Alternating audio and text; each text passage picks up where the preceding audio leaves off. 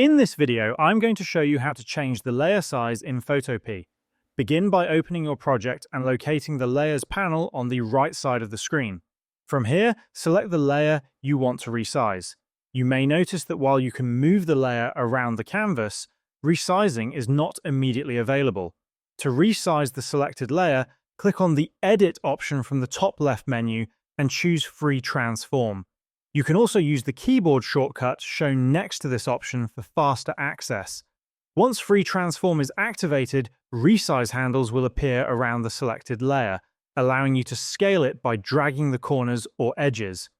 If you want to make resizing easier for all layers, select the Move tool from the left toolbar and enable Transform controls from the top options bar. With this option enabled, any layer you select will automatically show resizing handles, whether it is an image layer, text layer, or any other type of layer. You can disable this feature anytime if you prefer manual control, and this is how you can change the layer size in Photopea.